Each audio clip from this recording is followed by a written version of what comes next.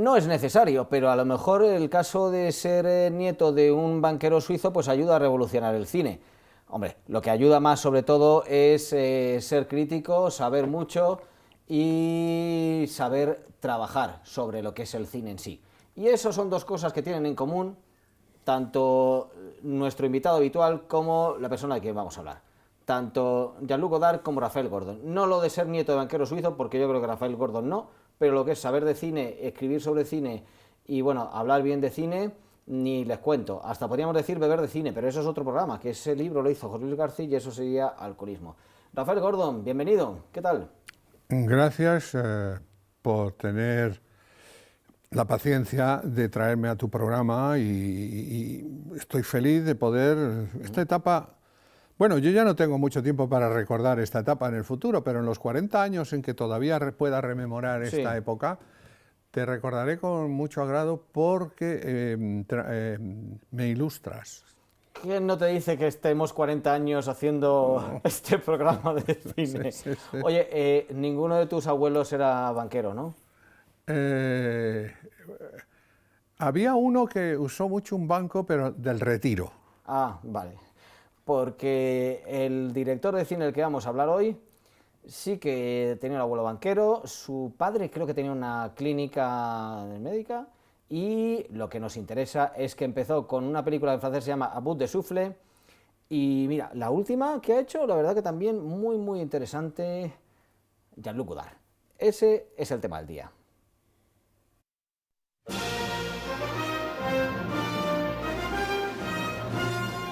Jean-Luc Godard, Rafael. Bueno, A Bout de Souffle se tradujo en español como Al final de la escapada, pero tú, que sabemos todos que de inglés es Stagecoach y que bueno, dentro de poco empezarás un programa de Aprende inglés con Rafael Gordon, no Aprende Rafael con inglés Gordon, ¿qué tal, cómo andas de francés? Porque la obra te referiste a ella como A Bout de Souffle. Bueno, como tú sabes, yo tengo alguna alteración, que se lo tengo apuntado por aquí en un papelito, creo que está aquí, pero sí, al margen de lo que estamos hablando, ¿no? Bueno, no está en este. Entonces, me he dado cuenta posteriormente, hace apenas unos años, ¿no? Claro, yo no tenía capacidad para seguir el bonus bona bonum, ni el Gimet, Timet, Ilmet. Esa es una teoría. Luego está la mía, que es que no tenías ganas. No, porque... Sí. Bueno, sí, en parte... Porque luego hay cosas que sabes muchísimo y que tú mismo has aprendido por ti solo, pero vamos.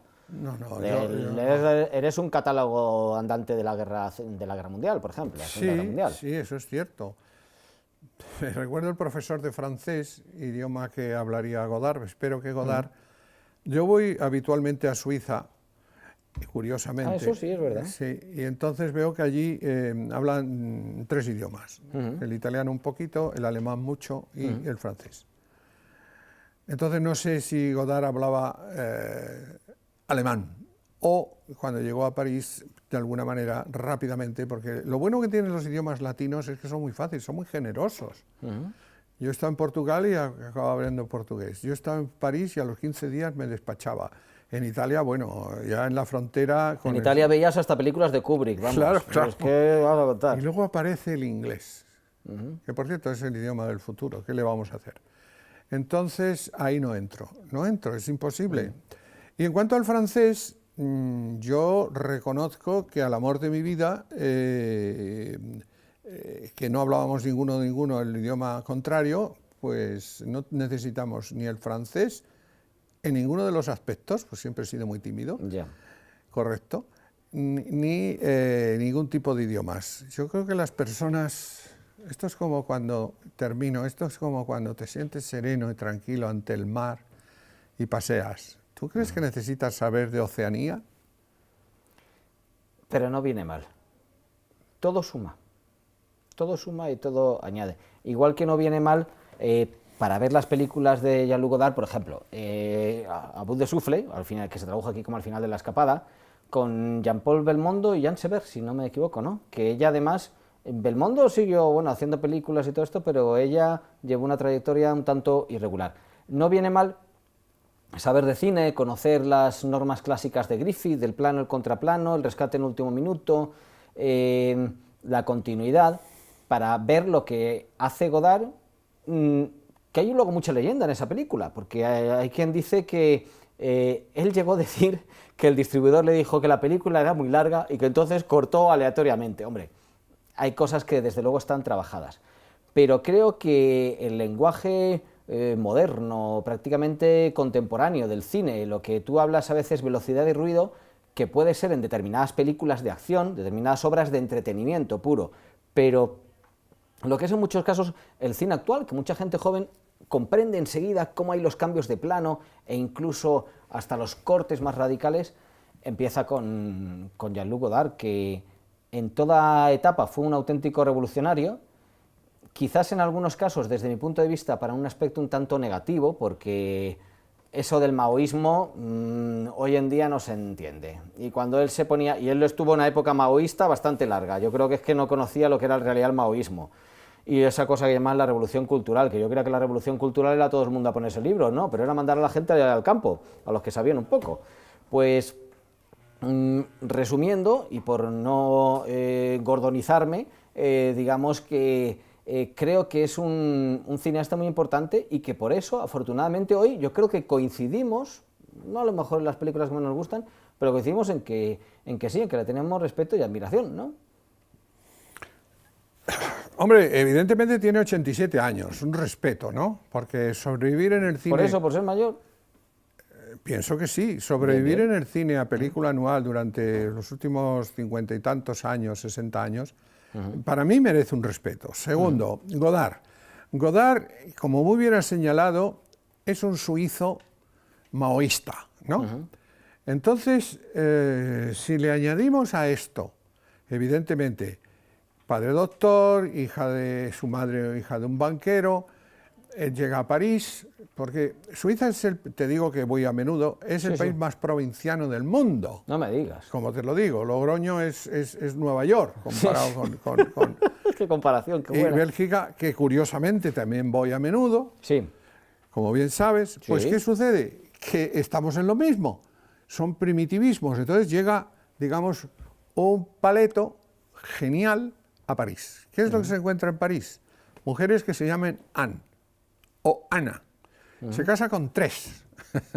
Esto me encanta. Rafael, has puesto 4, ¿eh? He puesto de iglesia. 3, ¿no? De iglesia. 3. Lo que 3, pasa es que todos sí. tienen sus apaños, seguro que también se llamaba Ana. Entonces se casa con 3 mujeres que se llaman Ana. Luego quiere hacer una película de gángsters a la manera maravillosa de ese genio al que venero, que se llama Jean-Pierre Melville. Ah, hombre. Entonces dice, pero bueno, ¿qué actores tengo? Este tío, ¿quién lo conoce? Belmondo. Esta señora, que es una snob, se llama Jean Sebert, que quería integrarse en Europa, en la Europe, ¿no? Sí. Esto de las mujeres americanas siempre quieren integrarse en la Europe. Y antes, cuando no iban tanto a Europe, pues, como dicen los americanos, tenemos que, cuando llegaba un estudiante español a una universidad, se lo rifaban, ¿entiendes? O sea, ahora ya no, porque todas las americanas evidentemente están en el Museo del Prado y en la Plaza Mayor, ¿no? Conclusión, Godard sufre una catarsis, y entonces se lo bebe todo, lo riega todo, y cuando está rodando la película, se encuentra que al no tener medios para hacer, como él decía, Scarface, pues dice, bueno, rodaremos planos. Con tanta fortuna que los planos que fotografía están movidos por una intuición genial. Porque lo primero que hay que plantearse con Godard es un genio que está en ese punto picasiano, cuando después de pintar perfectamente o poder hacerlo, hace Las señoritas de Aviñón, porque lo que la pintura concreta, exacta y precisa, como decía Picasso, ya estaba hecha. Entonces él no puede hacer una película de gángster convencional porque ya estaba hecha, ya las había hecho Jules Dassin y Jean-Pierre Melville. Y entonces inventa la posibilidad de crear unos arquetipos y se da cuenta de que Belmondo puede ser un arquetipo. El cigarrillo, el golpe a los Bogart. Y Jean Sever es el mito americano. Igual que en Europa teníamos el mito de la sueca, ¿entiendes? Esa fascinación que incluso Berlanga y Azcona tocan en Viva los novios, cuando aparece el deslumbramiento de la sueca. Los americanos tienen una emoción de profundis por las americanas, ¿no? Y no precisamente las chaquetas. No. Entonces él une el arquetipo perfecto del chulo parisino Belmondo sublime con la americana y crea una dinámica en la cual entiende él por intuición lógica que ahí lo único que importa es verlos, verlos. Sí. Y de alguna manera es una película que ha sido imitada porque es muy fácil de imitar, igual que, y termino, que la pintura abstracta es lo más fácil de imitar del mundo, es lógico, es consecuente, por eso han aparecido 700.000 pintores abstractos, ¿entiendes? Abstractos, todos quieren ser por Klee, ¿me sigues? Y en Godard yo lo viví porque estuve, cuando se estrenó en España, estuve en el estreno de la película, Godard, con la propaganda francesa, que en eso hay que reconocer que son maravillosos de crear un estado de opinión, ¿no? ¿Entiendes? Entonces fuimos todos y salimos todos, pues como decía este señor Frisland, hombre, la película está bien, pero las he visto mejores. Caramba. De todas formas, a mí me da la sensación de que Godard, sobre todo en el principio, tiene una época en que recurre bastante al género, ¿no?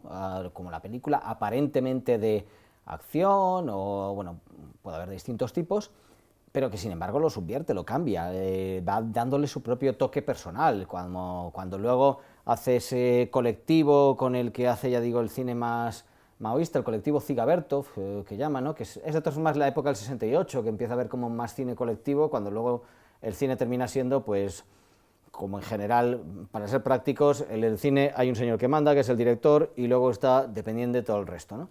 Pero que creo que siempre ha sido una voz inquieta que ha impulsado el cine hacia adelante, que ha logrado que, mira, tenemos por ejemplo la imagen del collage, meterlo a través, por ejemplo, de Histoire de Cinéma, de las historias del cine, una película la que hablaremos luego, pero que voy avanzando, que tú has citado, que es Alphaville, que me parece extraordinaria, ya empieza él también a hacer esa experimentación que llega a lo máximo, quizás con las últimas, de la voz en off, trabajar la voz en off como no la voz perfecta, sino la voz desgarrada, diferente, llamativa, el humor incluso.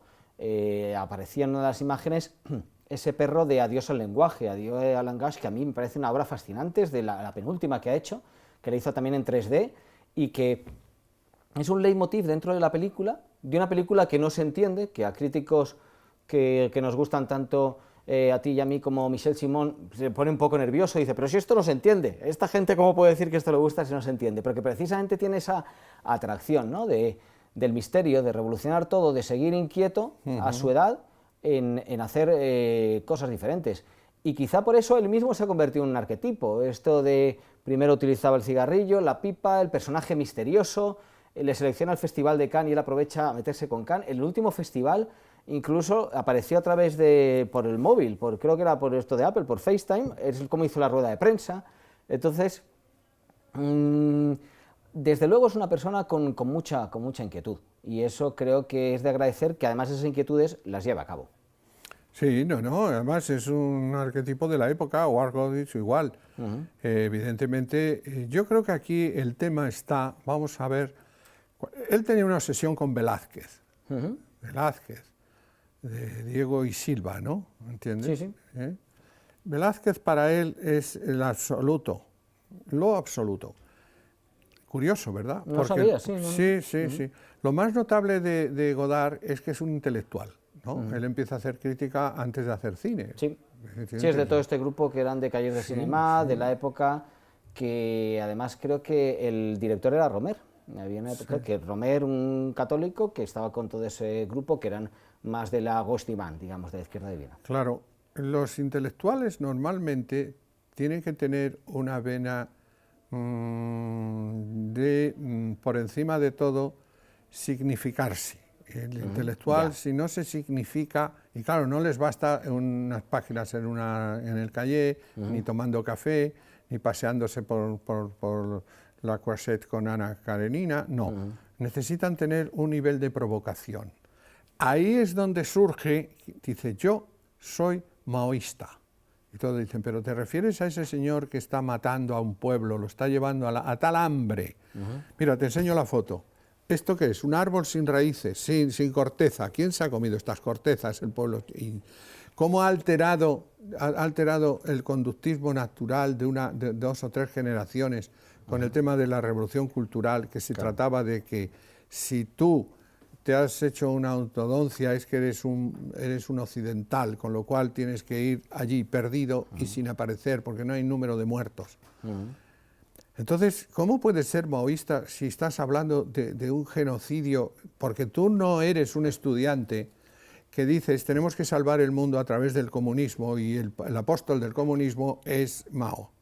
Tú no eres ese intelectual, ni ese obrero, ese intelectual no, ese estudiante. Tú eres un intelectual que tienes cerca de 40 años. Tú sabes perfectamente lo que es las matanzas de Mao. ¿Por qué representas ese personaje? Y rápidamente te dice, por lo mismo que me estás diciendo, para denunciarlo. Es que esto, algún tipo, sí, en sí mismo es una denuncia que un líder de opinión opine, por ejemplo, en sencillo o tal, que viva la fiesta taurina. Porque se posiciona, es que claro, date cuenta que no todos tenemos tiempo para pensar, ¿no? Tenemos tiempo para obedecer. Sí, ¿entiendes? Eso está bien. Eso te ha salido tipo frase, ¿eh? Sí, pero no tenemos tiempo para pensar. Y esto los intelectuales lo saben. Dale a un intelectual, por eso luchan por tener los medios, los supuestos sociólogos antes intelectuales. Dale 5 minutos a un intelectual, 5 minutos y le lava el cerebro a su propia madre. 5 minutos. Pues Godard en eso era un maestro. Claro. Provocador, si lo has dicho. Un poco más de 5 minutos es lo que tenemos, pero no mucho más. Así que lo que vamos a hacer es ahora poner las películas recomendadas, si te parece bien. Muy bien.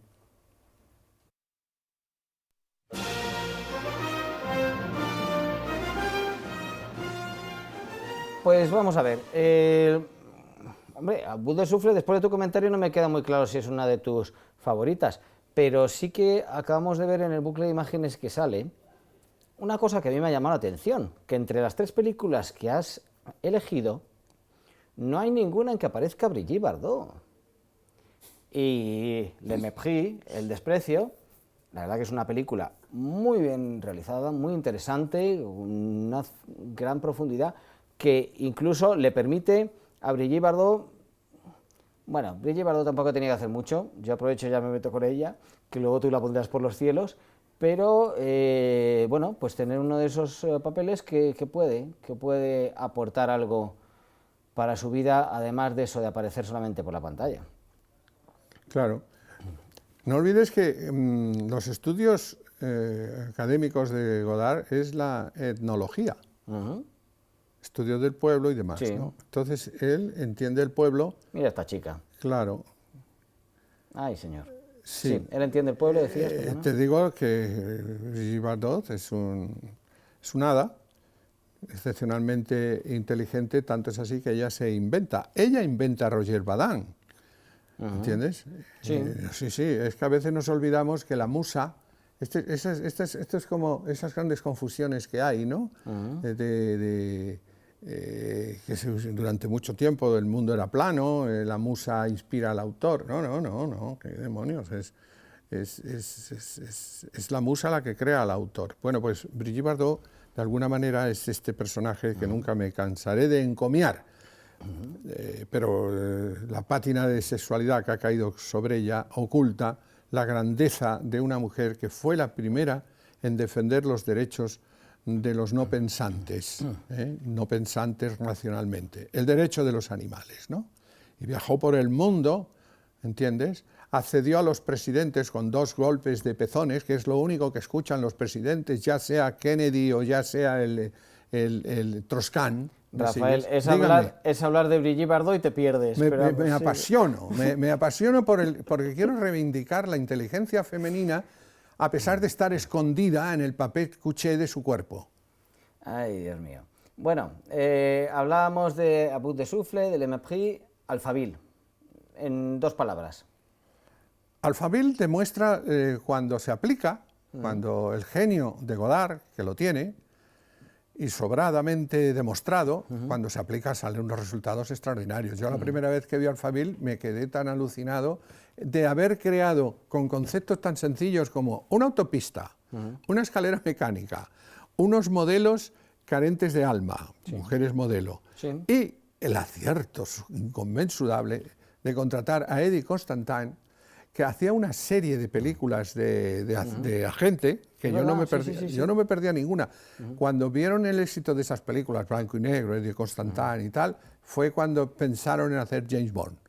Eddie Constantine es el protagonista de Alphaville en el papel de las otras películas de él que se llamaba Lenny Caution. Exacto. Él toma un personaje y lo desarrolla.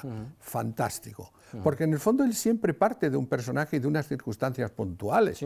Termino. En Bande à part hay un baile de Madison que yo cada vez que tengo ocasión de darle a la Manuela para verlo y una otra vez, en Pierrot Le Fou inventa una posibilidad de modernidad, de color, de esto que se llama el pop art, con dos trazos, dos colores de coche, pero evidentemente cuando el personaje de Pierrot Le Fou se envuelve en dinamita y estalla, lo que quiere decir es que reniega de todo lo que ha planteado, ¿no? Es la eterna contestación del que crea un escándalo en sí mismo para que nos percatemos. Por eso yo creo que Godard se definía como marxista en los cafés de París, o marxista en los cafés de París, es como Sofía Loren en el baño diciendo aquello de pásame la toalla, ¿sabes?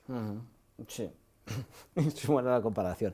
Es curioso que el cartel de Pierrot Le Fou ha servido para el último cartel del último Festival de Cannes, pero incluso había quien decía que era una película con unos ciertos tintes machistas, no sé, de todo tiene que haber en la viña del Señor.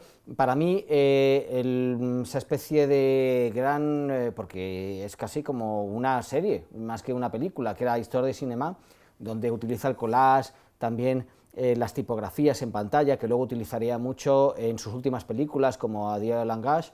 Creo que Godard muestra cómo es capaz de adaptarse a todos los tiempos. Sería interesante que hoy en día hiciera una serie. Adiós al lenguaje, Adieu au langage, la verdad que es una película, además, creo que hubo alguna proyección concreta en España en 3 dimensiones, luego casi no se distribuyó, pero yo la pude ver afortunadamente en el Festival de Cannes en 3D, y utilizaba, claro, lo que es la ilusión de tener esas distintas capas para su trabajo creativo, para seguir, cuando dice adiós al lenguaje, seguir trabajando sobre el lenguaje del cine y seguir reflexionando. Al fin y al cabo, como tú dices, es un intelectual y es una persona que tiene tiempo para pensar y que desde luego piensa mucho.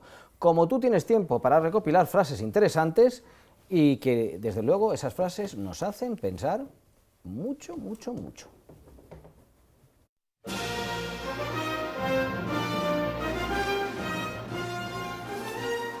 A ver, Rafael, la frase de hoy. He recurrido a una chuleta, sí, porque me parece fundamental, dado que la frase es de Kierkegaard, pero se puede aplicar perfectamente a Godard. A ver. Perfectamente, al interminable y glorioso Godard. La frase concretamente dice, insisto, Søren Kierkegaard. No olvidemos que Kierkegaard significa camposanto. Ah, no sabía. Sí, seamos serios. La tarea debe hacerse difícil. Solo la dificultad inspira a los nobles corazones. Bien, bien, bien. Pues nos quedamos con esa idea, aunque la verdad que lo que es hacer los programas de Hablando de Cine contigo es una cosa tremendamente fácil, que sepas. Siempre que me pongas subtítulos para que la gente pueda seguirme. Ay, yo creo que a ti es mejor tenerte doblado.